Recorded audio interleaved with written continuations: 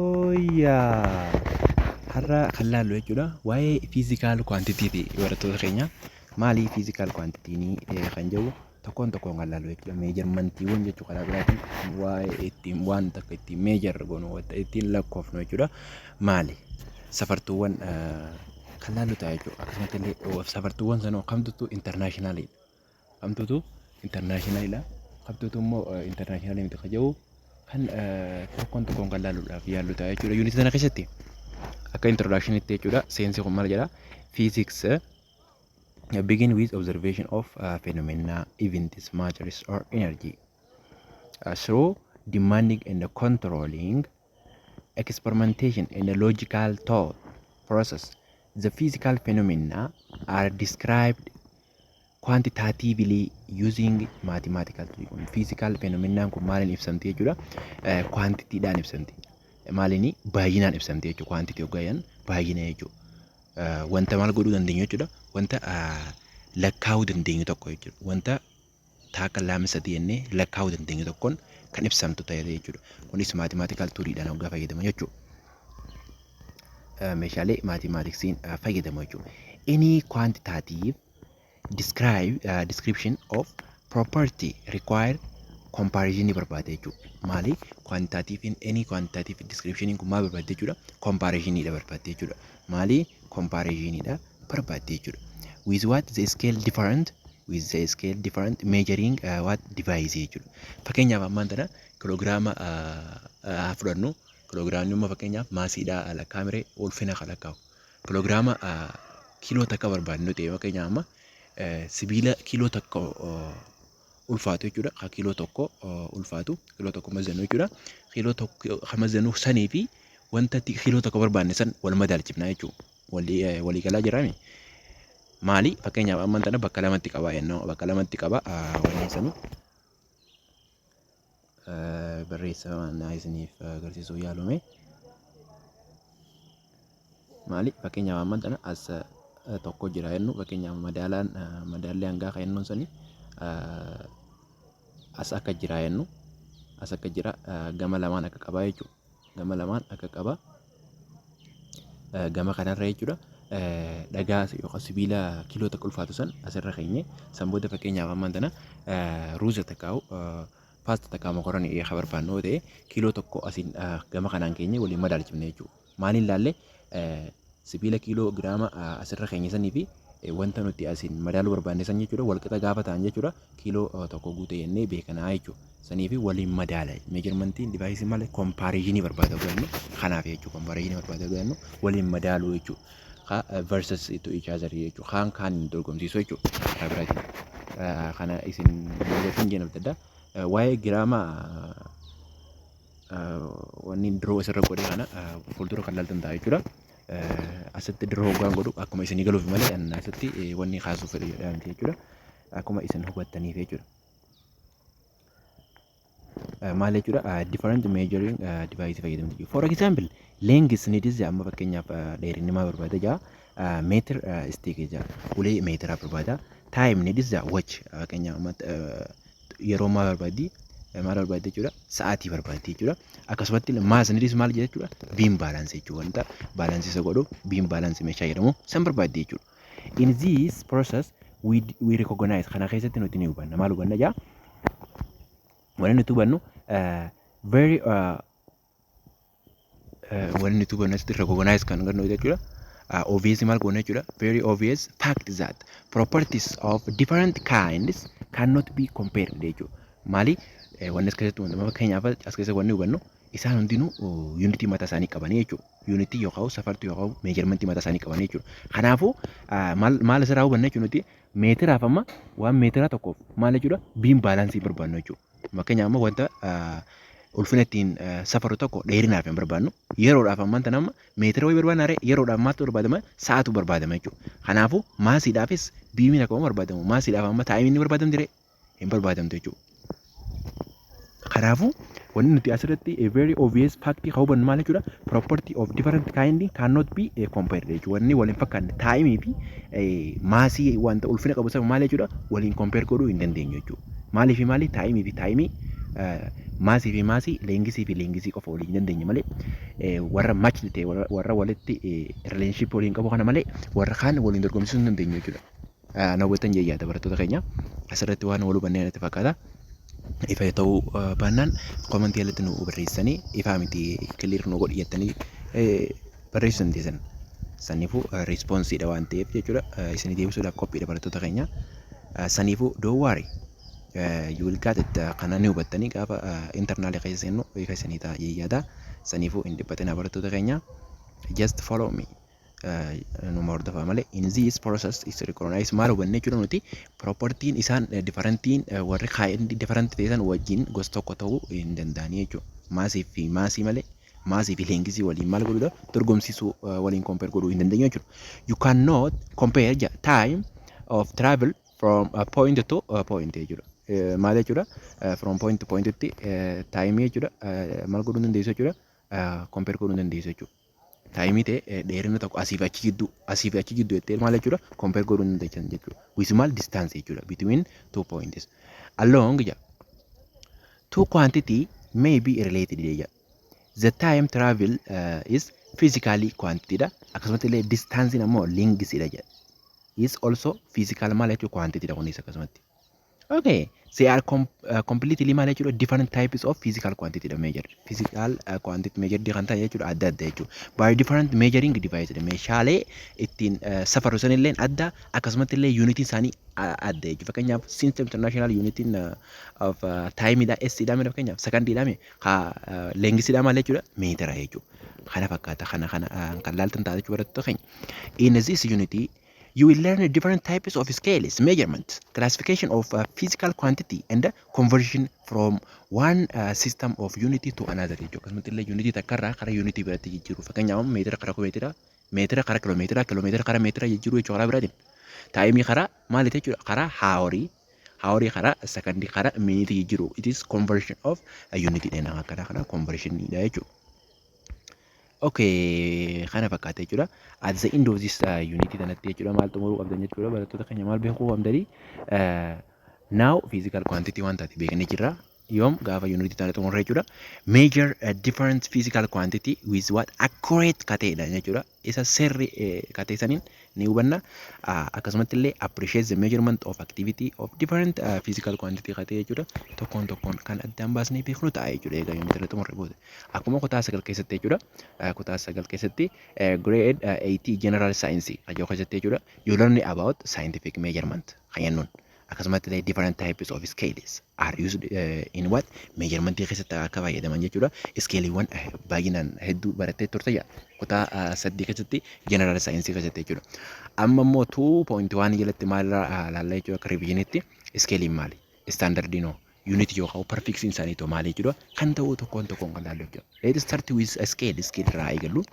At the end of this section kana keessatti jechuudha section 2.1 tan irratti maal xumuruu qabdan jechuudha maal beekuu qabdanii list godhuu danda'uu qabdan eega xumurtan booda jechuudha. Type of scale 4 types of scale jira isaan afran sanuu list godhuu danda'uu qabdan jechuudha. Qormaataaf prepare ta'uu fi barumsa beekumsa jechuudha. Ijaarrachuudhaan maal jechuudha kana beekuun keessan dirqama keenya akkasumas illee dirqama keessan barattoota keenya. Distinguish between what 4 types of scale akkasumas illee garaagarummaa isaanii adda baafte jechuudha. Garaagarummaa iskeelii gosa afuritu jiranna gosa afur san tarreessisin jedha. Eega tarreessinan booda immoo garaagarummaa isaanii to maali akka jiru tokkoon beekuun dirqama keessanii barattoota keenya. Okay. In general there are 4 data measuring scale tu jira jechuudha. Guutumaa guututti jechuudha.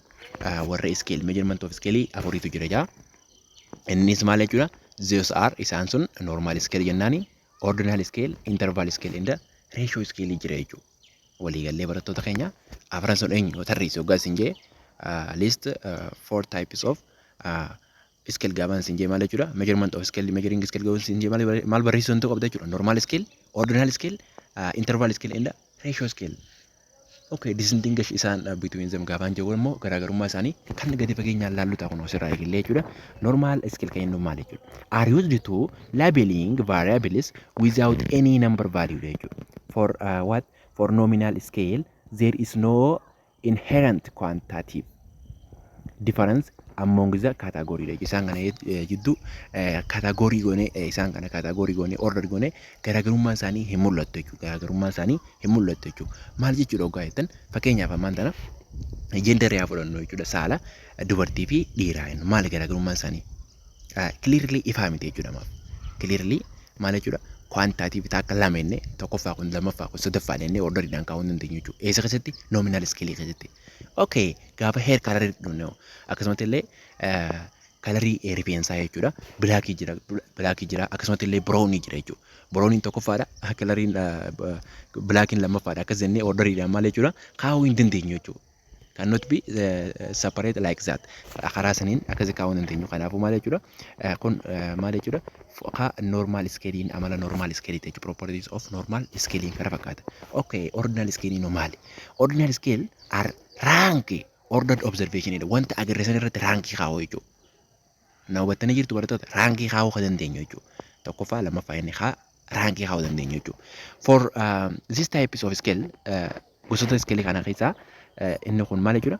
There is what underlying quantitative measurement on which observation differ jechuudha. Jechuudha your class rank fakkeenya amma kutaa keessatti tokkoffaa bee kun lammaffaa bee kun sadaffaa bee sadaffaa afuraffaa jennee kaa'uu dandeenya. Fakkeenya amma grade 1, grade 2, grade 3, grade 4 jennee kaa'uu dandeenya jechuudha. Kun raankiidhaan kan dandeenya. Kun maal orderiidhaan kaa'uu dandeenya. Kun maal jechuudha? Ordinal scale jennaan. Waa'ee ordinalii xumurree. Okay, interval scale no. Have what? Constant interval. But lack a true zero point jechuudha. Gidduu isaanii jechuudha zeroon hin jirtu jechuudha. Constant qabanii garuu zeroon hin jirtu jechuudha. For these types of scale, one can add and subtract value dha. Yookaan dabaltanii yookaan hirreessan jechuudha value. On the interval scale jechuudha. But one cannot multiply and divide the unit dha. Isaan kun hin baay'ifamanii hin maal jechuudha hin hiramanii jechuudha. Fakkeenya amma temperature in Celsius or Fahrenheit scale are examples of interval maal jechuudha interval scale jechuudha. Fakkeenyi interval scale maal jechuudha? Fahrenheit in scale yookaan Fahrenheit temperature in scale yookaan immoo Fahrenheit dhaan jechuudha. Unitiin temperature maaliin safaruu dandeenya jechuudha? Fahrenheit dhaan Celsius dhaan akkasumas illee Kelvin dhaan maal godhuu safaruu dandeenya jechuudha. Measurement of the temperature jechuudha. Walii galla jedhee yaada barattoota keenya. Maali kun amma kaasiin maal jechuudha? True zero hin jirtu jechuudha kana gidduu eenyu interval scale kana keessa. Kunis maaliin deema jechuudha? Subtractive fi addidhaan jechuudha. One add one value. On what interval jechuudha gidduu isaanii garaagarummaan gidduu isaanii constant kate jechuudha. Garaagarummaan gidduu isaanii constant kate jechuudha barattoota keenya. Okay, inni afuraffaadhaa maal jechuudha? Ratio scale kan jennuun jira jechuudha. Ratio scale kan jennuun jira. Have property akkam qaba inni property amala akkam qaba equal interval dha gidduu isaanii equal interval jira jechuudha. But also akkasumas illee have maal jechuudha? True zero qaba jechuudha. True zero qaba jechuudha. Ratio scale tu true zero qaba jechuudha. Wanni amma garaagarummaan interval scale fi ratio scale dha maal jechuudha? Interval scale there is no true zero jechuudha. True zero hin jirtu jechuudha. Isa keessa lack of true zero jechuun not it is what no doesn't have what jechuudha true zero hin qabu jechuudha. Eenyu intervalin garuu kun ammoo asitti maal jechuudha? Have what true zero eenyu ratio scale kan jennu jechuudha. As a result akka bu'aa amma dubbisnee kanatti jechuudha. One can multiply akkasumas illee divide ta'uu danda'a jechuudha. Hiramus baay'ifamus ni danda'ama jechuudha. As well as add and subtract akkasumas illee add ida'us hir'isuus ni dandeenya jechuudha. Asitti garuu maal jechuudha? Baay'isuus hiruus ni dandeenya. Eenyu intervalii garuu subtraction fi addition ni dandeenya jechuudha. Wal hubannee yaada barattoota keenya asirratti wal hubannee jeen abda addaa. Unit of timing kan makanya second jira minute jira akkasumas illee hour jira jechuudha. Unit akkuma beektan gaa yeroo maaliif safarra jechuudha? Time maaliif safarra? Second, hour, minute dan daqiiqaa, second fi yeroodhaan safarra jechuudha. Hour kan safarra jechuudha. Sa'aatiidhaan jechuudha. Length immoo sentimeetiraan safarra, meetiraan safarra, kiloomeetiraan safarra. Weight kan nu ulfina jechuudha miiligraam, giraam, kiiloograam jennee safaruu dandeenya jechuudha. Volume no centimeter cube millimeter cube jira akkasumatti centimeter cube literaallee akkasumatti illee literaallee jechuudha. Milliliteraallee inni safaramte jechuudha volume walii gallee kanis conversion of unit measurement of unity measurement irratti ilaalla booda jechuudha. Millimeterii meeqaa tuttu centimeter cube meeqaa akkasumatti illee liitira meeqaatu seentimeetira mililiitira meeqa kaja'u tokkoon kan laallu ta'a jechuudha. Saniifuu nu hordofaa barattoota keenya tempereechara immoo kalviinii iskeeliidhaan safarra jechuudha. Akkuma akka maal jechuudha R ratio iskeelii jennaan tempereechar in kalviinii keessa kan jiru jechuudha maal jechuudha akka maal jechuudha akka ratio iskeeliitti jechuudha. Garuu asirratti maal jechuudha Fahrenheit fi Celsius fi maal jechuudha Fahrenheitidhaan ibsa. Isa keessatti intervaalii keessatti garuu asitti immoo maal ibsee kalviiniidhaan ibsee jechuudha. Gaafa kalviiniin ta'e maal jechuudha tempereecharri reeshoodhaan ibsama jechuudha. Walii galee note that even though ratio scale has true 0 point akkuma 0 qabaatu jechuudha, the nature of variable in such that value 0 will never be observed. Value dhugaadhaa san jechuudha kanuma 0 illee qabu jechuudha in variable keessatti hin mul'atu jechuudha. For example, human height dheerinni namaa jechuudha is measured on the ratio scale jechuudha. But every human has what height greater than 0 jechuudha. Maal jechuudha namni hundinuu height ni qaba. Garuu height san ratioon ibsama. Garuu namnummaan dhalate hundinuu jechuudha kanummaan nama ta'e jechuudha. Maal jechuudha 0 height qabu hin jiru jechuudha. Osoo 0 illee argamaa jiraatte 0 illee kanuma argamtu garuu truly not observed jechuudha. Never be observed jechuudha. Isa keessatti ratio keessatti barattoota keenya 0 ni argamte inni fakkeenyaaf amma height maal ibsama ratioon ibsameen. Heightiin ratioon ibsama. Garuu ammoo uumamaan jechuudha namnummaan namuma ta'e jechuudha ka 0 height ta'e jechuudha. Ka dheerina 0 qabu tokko hin jiru jechuudha addunyaa kanarra. Hin jiruus hin jiraatus jechuudha. Kana fakkaata jechuudha. Key concept maal jechuudha. In physics scale is set of numbers, amounts, etc. used to measure or compare the levels of something jechuudha. Ratio scale ammoo maaliif barbaade jechuudha. It is the advanced scale in which addition, subtraction, multiplication, division as possibility keessatti possibility jechuudha. Iddoo hir'isuun baay'isuun hiruun maal jechuudha possibility ni danda'amte. Isa keessatti ratio scale keessatti barattoota keenya ratio scale keessatti ni danda'amte jechuudha. Ni danda'amte jechuudha. Okay, itti fufnu gaa. People in different community jechuudha uummanni communityewwan adda addaa keessatti major physical quantity jechuudha safaran jechuudha physical quantity kan such as length faa time faa volume faa mass unity traditional measuring unity. However, each unity has different value at different time, position and condition jechuudha. Kunis wanni nuti safaru san jechuudha haala conditionitiin positioniidhaan akkasumas illee yeroodhaan maal jechuudha adda adda jechuudha. Adda adda jechuudha. Fakkeenyaaf hand span kan jennu waluma taakuudhaan kan ibsamu ciqileedhaan cubit akkasumas illee miilaan jechuudha. Foot span kan jennu jechuudha kan safaramu jechuudha. Kun amma tiinkaanii xaasaawwaniin kan safaramanii akkasumas illee dhadhaa fakkeenyaaf dhadhaa maal jechuudha baala lama baala sadii kaanii barreeffama safaranii maal jechuudha. Farisullaa kan jennu jechuudha. Farisullaa kan jennu akkasitti dubbifama. Kun ammoo piis kan jennu kun maal jechuudha tarkaanfii piis. Piis kan jennu maal jechuudha tarkaanfiidhaan kan ibsatu. Kun amma traditional measuring unit jedhu warroota maloota aadaa. Kana kutaa gaditti general saayinsii keessa baratan jee yaada. Safar warra generaalii jechuudha. Safartuuwwan aadaa jechuudha.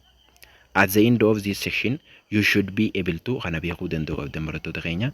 Kana beekuu danda'u qabdanii appreciate measuring their local environment and comment on the practice irratti jechuudha. List standard units of measurement jedhu standard ta'e jechuudha.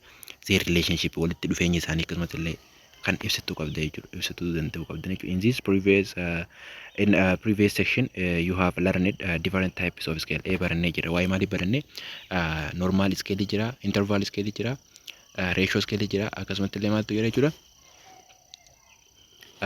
Ordinal maal jechuudha scale jira jechuudha. Afran santu jira waa'ee ratio barannee jira turre jechuudha. However garuu in physics we focus more on what ratio scale irratti garuu physics irratti afran sanaa barannu malee gosoota scale afran sanaa barannu malee garuu physics wanni inni focus irratti maal jechuudha isaan afran san keessaa eenyu irratti jechuudha ratio scale irratti jechuudha. Ratio scale irratti define maal jechuudha standard unit jechuudha. Keessatti haalan focus itti qabaate jechuudha physics keessatti baay'inaan kan itti fayyadamu maal physics keessatti jechuudha ratio scale jechuudha. Ammas keessatti baay'inaan ka fayyadamu warra iskeel san keessaa eenyu isin injee gaafa isin gaafate gaafa irratti maal jedhanii deebisuu danda'u qabdan jechuudha ratio scale jechuuf more kan we focus on what more ratio scale irratti jechuudha in physics keessatti jechuudha. Okay, the law of physics are expressed in terms of basic quantity that is required clear definition qabdu jechuudha. In physics, even basic quantity are length, mass, time, temperature, current, amount of substance, luminous intensity, and all together quantity in physics are can be derived from those seven sana jechuudha. Basic kan irraa kamaltu fundamental physical quantity kan jettu uumama jechuudha. Fundamental kanarraa derived physical quantity uumama jechuudha. Kun amma maal jechuudha basic quantity dha jechuudha. Warri meeqa jechuudha torbaame takka lama sadi afur shan ja'a torba jechuudha. Unitiiwwan bu'uuraatii fi derived warra ta'e jechuudha. Derived warra ta'e torban kanarraa derived warra ta'e jira jechuudha. Kanas tokkoon tokkoon kan laalu ta'a irra katina barattoota keenya.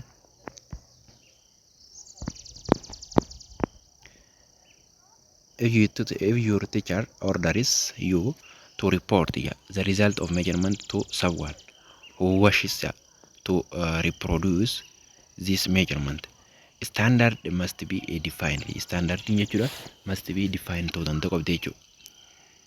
Whatever is chosen as a standard ka ibsame yoo ta'e jechuudha, it must be readily accessible and possess some property that can be measured readable. Kajoo kun kana fakkaata. Lack of standard in measurement has many negative consequences. Fakkeenyaaf standardii qabaachuu dhabuun isaanii jechuudha maal jechuudha negative consequences qabdi jechuudha. Dhiibbaawwan negative ta'e qabdi jechuudha. Itoophiyaa keessatti amma for instance people use their palms to measure the things like cotton and footsteps to the measure of length jechuudha. Amma fakkeenyaaf standardii san yoon fayyadamne jechuudha nuti ammaan tana maal fayyadamna harka fa'aa fayyadamna jechuudha wantoota akka katanii fa'aa safaruudhaaf jechuudha. Akkasumas illee miila fayyadamna jechuudha leeg kan jennu tarkaanfii fayyadamna dheerina safaruudhaaf jechuudha. Achitti yeroo jidduu dheerina sanitti jechuudha yeroo tarkaanfannu san jechuudha yeroo sadii afur tarkaanfannee dogongorrii jidduu sanitti uumuu danda'a takkaarra xiqqeessinaa takkaarra guddisna jechuudha. Saniif achirratti maal jechuudha negative consequences nutti mudachuu danda'a jechuudha. Saniifu measurement standardii hatee sana fayyadamuuntu maal jechuudha dogongora akkasii sanirraa ifa bilisa nu baasa jechuudha.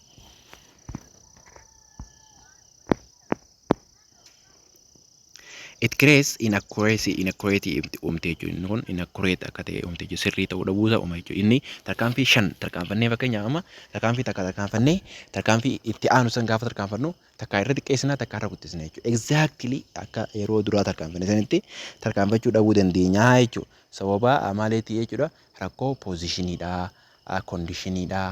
Kana wal qabatee taayimiidha wal qabatee jechuudha. Konsekwensiin akkasiisan mudachuu dandeessa jechuudha. Sababa maaliitiin ta'in ammallee san gubbaadhaan sababa standard measurement ta'inii fi rakkoon akkasiisan nu mudachuu dandeessa jechuudha barattoota keenya.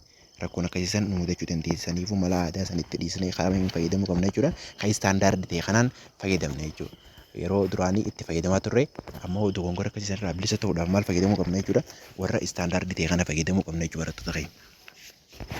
Akkas jaakataamne keessanii in bara 2019 jechuudha akka Awurooppaatti International Committee revised the set of standard for lengths. Set of standard kana maal godha jechuudha revised godhan jechuudha. Set of standard lengthsidha, maassidha, taayimiidha and other basic what quantity warratan jechuudha. Warra unitoota bu'uuraa warra hin kannama jechuudha. Standard godhanii jiran jechuudha. The system established adaptation of the metric system kan jennuun jechuudha. It is called system international system jennuudha. Kun kanaan maal ta'e jechuudha kan murteessan ture jechuudha. Figarii akkuma 2.2 irratti yoo mul'atu jechuudha. Akkuma 2.2 irratti mul'atutti nu asirratti jechuudha. Warra kana akkatti kaanii turan jechuudha. Kana akkatti kaanii turan jechuudha. Bara 2019 jechuudha. Warra addunyaa length kayyoo meetir is The standard dheerina maaltu standard ta'e jechuudha. Maalti meetira jechuudha standard yookaan international system kan jennu. International system unity for length is meetri jechuudha. Waliigalee there are also other non system non international system. SI jechuun kun amma system internationally wal jijjiiran jechuudha. Akka toluuf SI unity yani tolan akka gisee dubbannu yookaan haasofnu toluuf malee hoggaa dubbifnu isin maal jechuudha international system unity amtee dubbifamte international system jettee dubbifamte garuu maal jechuudha SI yani qabarreessan jechuudha. IS jechuu qabanii jira ammoo akka hoggaa wanti dhaan kaa'amu jechuudha hoggaa SI jechuu fi IS jechuu fi SI jechuun irra salphatee fiitini SI yani kaan jechuudha. Kun international system jechuudha. SI jechuun international system jechuudha. Dogongorri isaanii dogongoraan fudhatamne itti yaadamtee tolfamte jechuudha. Garuu ammoo IS ta'uu qaba malee international irraa eegala gabaajeen barreeffama hoggaa jennu. Akkasuma garuu immoo rakkoon qabu jechuudha. Isaan bifa sanii fudhatanii SI jechuun unity internationally kan jennuun jechuudha. Kan dheerinaa maal jechuudha? What is the standard unity for length yoo isin maal jechuudha? Meetirii dheettanii deebisuu qabdan. Dandeessan jechuudha. Warri biraallee ni jira warri internationally hin ta'in jechuudha. International system warri itti waliin galin jechuun ni jira. Garuu isaanis akkasuma fayyadaa jiranii garuu internationally kan itti walii galee jechuudha malee unitiin dheerina lengsiidha maal jechuudha meetira jechuudha. Kiloomeetirri illee kan jiru jechuudha. Kan milimeetirri illee jiru kan itti walii galee kamii meetira jechuudha. Seentimeetirri jira, milimeetirri jira, kiloomeetirri illee jira. Kan itti walii galee garuu standard kan ta'e itti walii galee maali? Unitii wal ta'aa kan jennu kun maal jechuudha meetira. For what? Lengsiidhaaf jechuudha. Okay, barattoota keenya. Those are centimeter length ka jiru, millimeter kilometer length ka jiru. Today garuu meter is defined as what? The distance traveled akka ta'etti ka distance in traveled ka ta'een kan ibsamu by light in what? Vacuum during time. Of kana fakkaata jechuudha. Time ifoo maali unit of standard internal system of unity maal jechuudha? Unity waltaa timeidha maal jechuudha secondidha jechuudha. It is defined as what? Interval between two events jechuudha. Interval between two events. It is what? Fundamental quantity. Inni kun maali fundamental yookaan basic quantity kan inni jedhu. Unitoota bu'uuraa horreeffamuu kana jechuudha.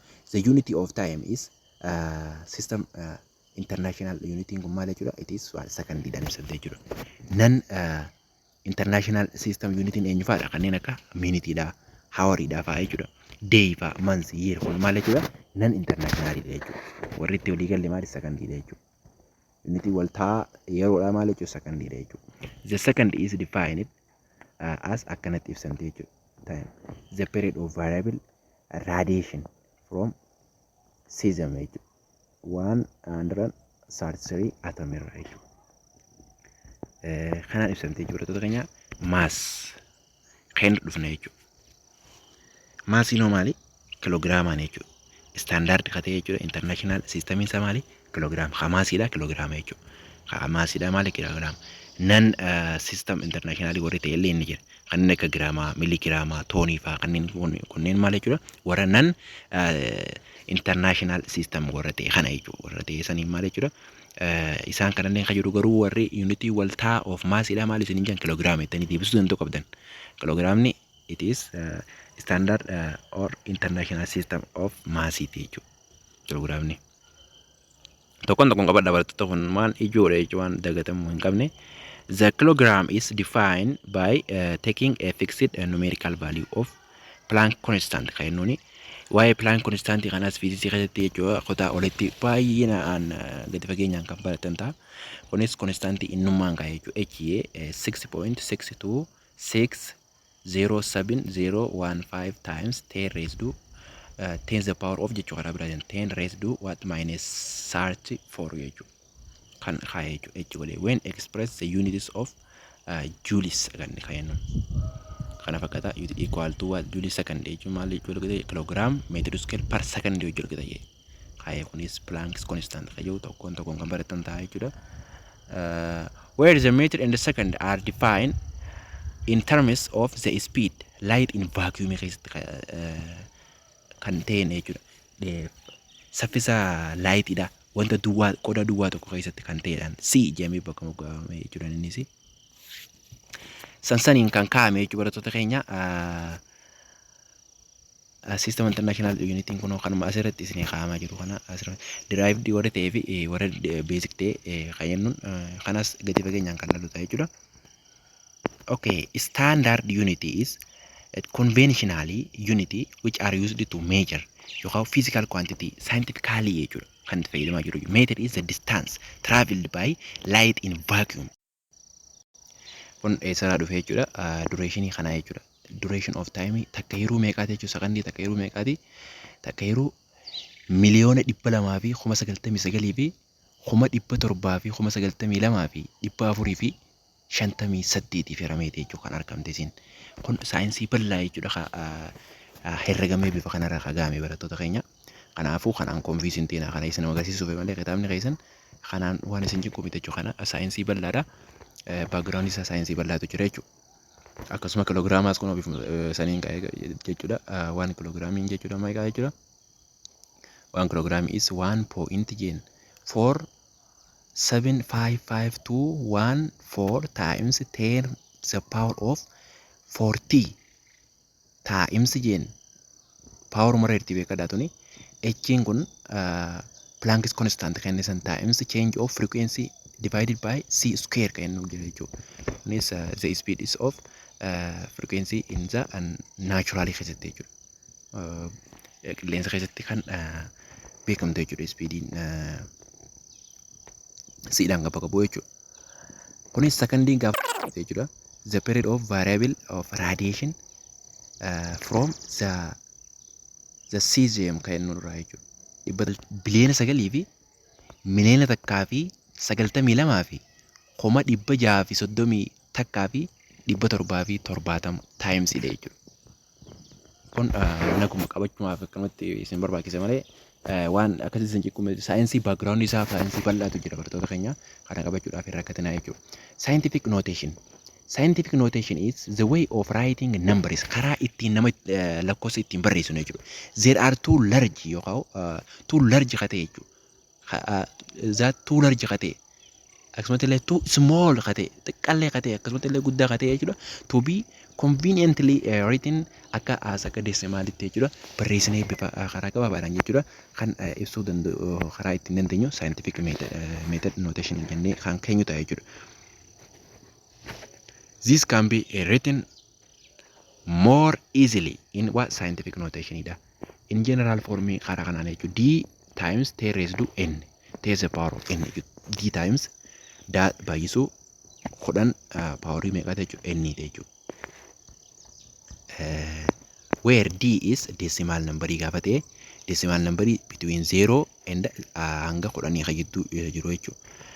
That is rounded off kan ta'e jechuudha. Rounded off to a few decimal places kan rounded off ta'e jechuudha.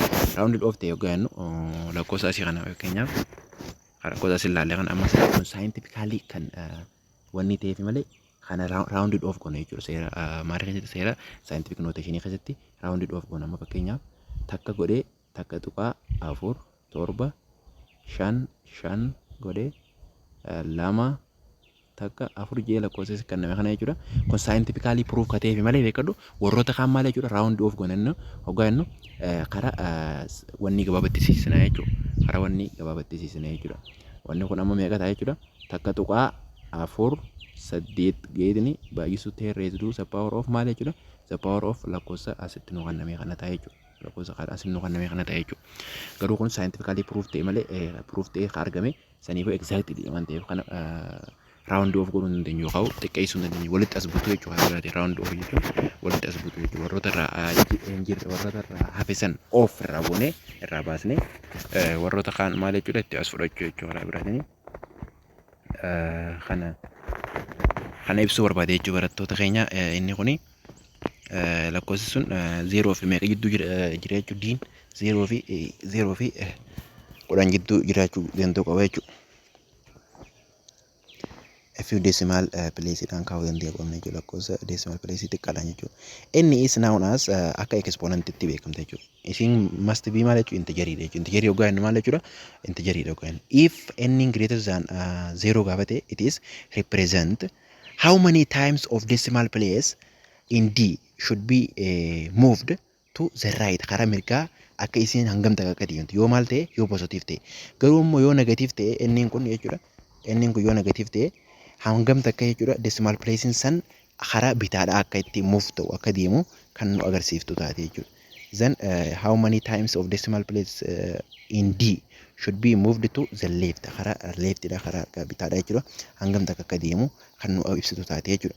Kun asitti kun 3.24 jedhee kaayimare times 10 the power of 3 yookaan 10 raised to 3 kan inni kana represent maal jechuudha hangam takka achi deemti decimal place tun hangam takka achi deemti kajo sadii deemti jechuudha.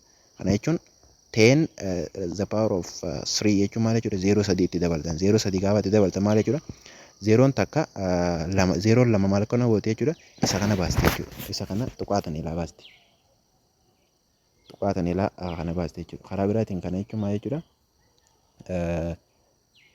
3 point jettanii 3.24 jechuun maal jechuudha maal hojjolkita jechuudha 3.24 dhibba sadii fi 24 irra dhibba fa'aa hojjolkita jechuudha. Maaliif yoo kanaaf irreef dhibba hiruu dhibbaa gaafa goone maal jechuudha 3.24 maddee waan ta'eef akkas goone walii galee lakkoofsa kana qofaan isin jedhee beekaddaadha. Lakkoofsa kan qofaan isin jee 3.42 kana 3.24 kana qofaatu tokko isin jee 3.24 kana qofaatu maalli isin jee dhibba sadii fi 24 irra dhibba fa'aan isin jee malee kana dabalatee miti barattoota keenya. Kana hojii gidee san dabalatee hojii meeqa ta'a jechuudha. San gidee dabalatee meeqa ta'a dhibba sadii fi 24 irra dhibba fa'a baay'isuu meeqa ta'e jechuudha baay'isuu kuma takkaa ta'e jechuudha. To the power of 3 meeqa ta'e jechuudha kuma takkaame 0 0dhaan dhaamte jechuudha. 0 lameen 0 lameen dhaamti asi 10 hafame 10 baay'ifnaan meeqa ta'a kum sadii fi dhibba lamaa fi 40 taati jechuudha. Hangan takka karaa bitaa karaa mirgaa achi deemte jechuudha. Hangan takka karaa mirgaa achi deemte kana fakkaate jechuudha kun barattoota keenya. Gara mirgaa akkatti achi deemte jechuudha yoo positive taate yoo negative ta'e immoo gara bitaa akkanatti achi deemte jechuudha karaa bitaa akkatti karaa bitaa as deemte jechuudha karaa bitaa akkatti akkana deemte jechuudha karaa biraa karaa bitaa akkana deemte jechuudha. Okay barattoota keenya asirratti kana waan wal hubannee fakkaata. No akkuma agartan asitti kana maal godhe 3.24 times 10 the power of minus 3 je kana jechuun maal jechuudha karaa biraatiin isa kana hiruu 10 the power of minus 3 jechuun maal jechuudha kana jechuun 1 over akkuma takkaa jechuudha karaa biraatiin 1 over akkuma takkaa jechuudha kana jechuun gaa meeqa ta'a jechuudha lakkoofsi 3.24 qophatti maal ta'een qophatti maal ta'een dhibba sadii fi 24 irra dhibba ta'an jenne baay'isuu meeqa ta'e jechuudha takkarra meeqa faate jechuudha takkarra humaffaate jechuudha. Kanaafuu lakkoofsi kun meeqaaf hiramuu deema jechuudha takkarra huma dhibba takkaaf hiramuu deema jechuudha huma dhibba takkaaf hiramuu dhibba sadii fi 24 hiruu meeqaa ta'e jechuudha hiruu huma dhibba takkaa maali huma dhibba takkaa isaaf iddoo jettan kun kana eelaa baasne jechuudha. Dhibba sadii tuqaa lama afur jechuun sadii tuqaa lama afur jechuun meeqa jechuudha dhibba sadii fi 24 irra dhibba faan jenne 10 the power of minus 3 jechuun takkarra kuma faan jenne waliin baay'ifne jechuudha. Waamamaa waamsisaan baay'isanii waamsisaas waamamaa baay'isiftanii waamsisaan baay'isanii jechuudha. Dhibba takka baay'isuu kuma takkaa meeqa ta'a kuma dhibba takka ta'a takka baay'isuu dhibba sadii fi 24 meeqa ta'a dhibba sadii fi 24 ta'e sadiifuu dhibba sadii fi 24 yeroo meeqa ta'a jechuudha kuma dhibba meeqa ta'e jechuudha kuma dhibba takkaa ta'e jechuudha. Kanaafuu gaa asitti kun akka seera herreegatte jechuudha lakkoofsa amma fakkeenyaaf 3 32 yeroo 10 meeqa amma meeqa 3 tuqaa meeqa 3 tuqaa lamaa yeroo dhibbaa silaa goone duwwaa tuqaa meeqa jechuudha duwwaa tuqaa 32 jechuudha silaa yeroo dhibbaa goone 32 yeroo dhibbaa silaa goone garuu ammoo asirratti meeqa yaa asirratti dhibba sadii fi 24 yeroo meeqa ta'e jechuudha yeroo kuma dhibbaa ta'e jenne bifuma yeroo kuma dhibbaatiin. Gaafa hir'uu meeqa jechuudha. Kun amma meeqa of keessaa qaba jechuudha. Kana of keessaa qaba jechuudha. Kana of keessaa qaba. Kanaafuu duwwaa tuqaa 3 2 4 hir'uu meeqaatiin malee hir'uu dhibba takkaa siin of himre kumaaf hirree. Akkasumatti illee malee hogguu meeqa achi bunnee jechuudha. Hogguu 2 achi bunnee jechuudha. Duwwaa ammallee maal jechuudha. Duwwaa goonee 3 2 4 goonee jechuudha. Kana jechuudha. Hangam takka karaa bitaa achi deema kayyoo agarsiisa jechuudha. Akkuma kitaaba keessan irratti isinii kaa'ee jiru. Kunoo asirratti jechuudha. Egaa duwwaa 3 2 4 nutoo meeqa finne? Kunoo asirratti duwwaa 3 2 4 jechuudha. Wanni beektan duwwaa tuqaa jettanii eega duwwaa tuqaa jettan booda lakkoofsa duwwaa tuqaa jettanii fakkeenyaaf duwwaa tuqaa 3 jettanii 4 5 yoo jennu fakkeenyaaf duwwaa tuqaa 345 jettanii dubbifamu. Seera herreegaa keessatti seeruma akkasittiin dubbifama jechuudha. Duwwaa tuqaa eegannee booda lakkoofsa san tokkoon isaanii yaamna malee duwwaa tuqaa 3 4 5 jennee yaamna malee duwwaa tuqaa 345 yoo jettan dogongora jechuudha. Akkasiin jaamu akkamiin yaamamaa duwwaa booda tuqaa booda jechuudha. Lakkoofsa jirus takka takkaa yaamta jechuudha. 3 4 5 jettanii yaamtan jechuudha. Duwwaa tuqaa 3 4 5 jettanii yaamtan malee duwwaa tuqaa 345 yoo jettan sirrii miti jechuudha. Akkas fakkaata. Saayintifik fiigarii jechuudha. Kan yeroo dhuftu laallu jechuudha. Ta'a barattoota keenya har'aaf kun egaa thank you so much kun isinitti dheerate jedhee yaada. Yoo agartee arjentilii ammatti isin ka barbaachisaa ta'e jechuudha. Viidiyoo 2 qofaan isiniif fixa jechuudha. Kana booda barbaachisaa ta'e viidiyoo 2 qofaadhaan kan isiniif fixa jechuudha. Maaliif kunis ifa gala akka isinii ta'uuf jechuudha. Yoo kanarrallee ifa ka isinii hin taane ta'e jechuudha. Ifa isinii godhuudhaaf qophiidha barattoota keenya. Waan nu dhaggeeffattaniif guddaa galatoomaadha. Thank you so much. Yoo yaa.